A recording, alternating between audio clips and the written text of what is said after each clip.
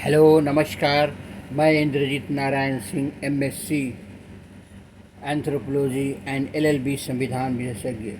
मैं संविधान के विभिन्न नियमों, कानूनों, आर्टिकल्स, अनुच्छेदों के बारे में बताते जा रहा हूँ। आप इसे ज़रूर सुन रहे होंगे, देख रहे होंगे। आज मैं बता रहा हूँ लोकसभा के बारे में। लोकसभा लोकसभा और राज्यों की विधानसभाओं के लिए जनता सीधे सदस्यों को चुनती है। इसे प्रत्यक्ष निर्वाचन कहते हैं। लोकसभा चुनाव के लिए पूरे देश को और विधानसभा के लिए किसी राज्य को लगभग समान जनसंख्या वाले निर्वाचन क्षेत्र में बांट दिया जाता है।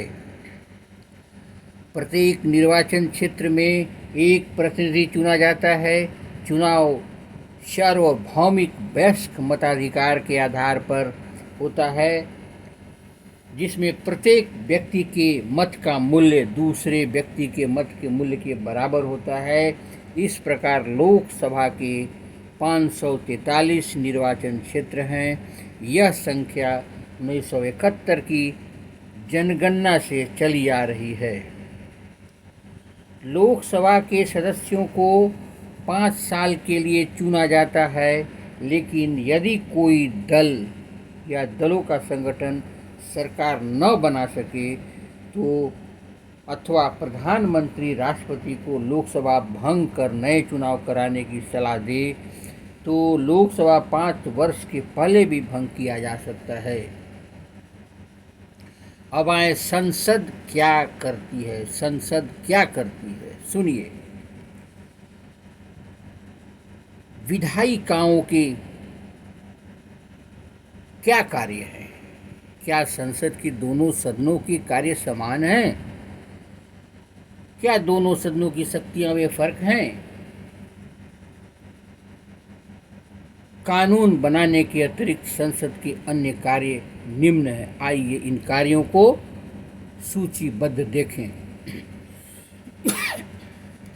विधायी कामकाज। संसद पूरे देश या देश के किसी भाग के लिए कानून बनाती है। कानून बनाने वाली सर्वोच्च संस्था होने के बावजूद संसद प्रायः कानूनों को केवल स्वीकृति देने मात्र का काम करती है। विधेयकों को तैयार करने का वास्तविक काम तो किसी मंत्री के निर्देशन में नौकरशाही करता है। विधेयक का उद्देश्य और संसद में उसे प्रस्तुत करने का समय मंत्रिमंडल करता है। कोई भी महत्वपूर्ण विधेयक किसी मंत्रिमंडल की स्वीकृति से संसद में पेश नहीं किया जा सकता। संसद के अन्य किसी सदस्य भी कोई विधेयक प्रस्तुत कर सकते हैं, पर बिना सरकार के समर्थन के ऐसे विधेयकों का पास होना संभव नहीं है। दूसरा, कार्यपालिका पर नियंत्रण तथा उसका उत्तरदायित्व सुनिश्चित करना। संसद का सबसे महत्वपूर्ण काम कार्यपालिका को उसके अधिकार क्षेत्र में सीमित रखने और जनता जिसे चुना गया है के प्रति उनका प्रतिनिधित्व सुनिश्चित करना है। तीसरा, वित्तीय कार्य। सरकार को बहुत से काम करने पड़ते हैं। इन कामों पर धन खर्च होता है। यह धन कहाँ से आता है? प्रत्येक सरकार कर वसूली के द्वारा अपने संसाधनों को बढ़ाती है, लेकिन लोकतंत्र में संसद कराधान तथा सरकार द्वारा धन के प्रयोग पर नियंत्रित रखती है। यदि भारत सरकार कोई नया कर प्रस्ताव लाए तो उसे संसद की स्वीकृति लेनी पड़ती है। संसद की वित्तीय शक्तियाँ उसे सरकार के कार्यों के लिए धन उपलब्ध कराने का अधिकार देते हैं। सरकार को अपने द्वारा खर्च किए गए धन का हिसाब तथा प्रस्तावित आय का विवरण संसद को देना पड़ता है। संसद यह भी सुनिश्चित करती है कि सरकार न तो गलत खर्च करे और न ज़्यादा खर्च करे। संसद यह सब बजट और वार्षिक वित्तीय वक्तव्य के माध्यम से करती है।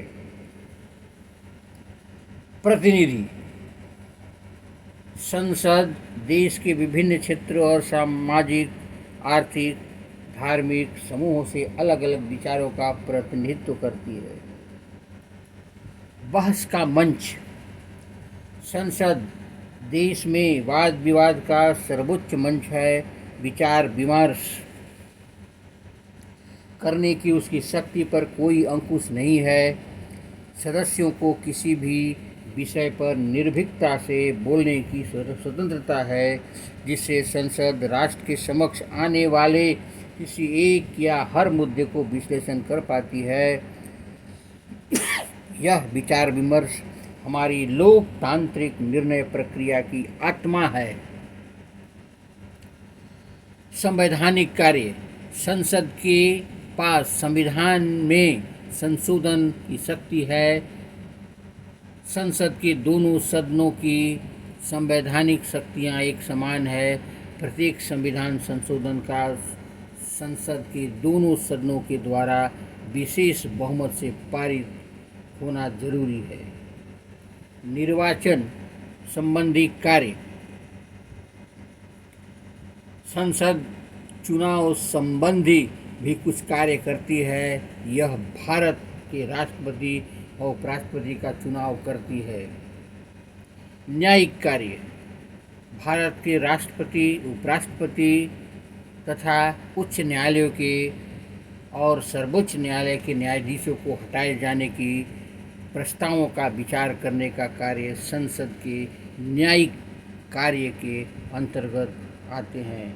आप मेरे चैनल को लाइक करें, सब्सक्राइब करें, ताकि संविधान के अन्य शक्तियों के बारे में आपको मैं बता सकूं, आप जिसे जानेंगे।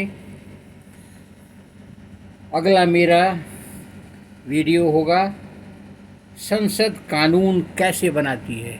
धन्यवाद।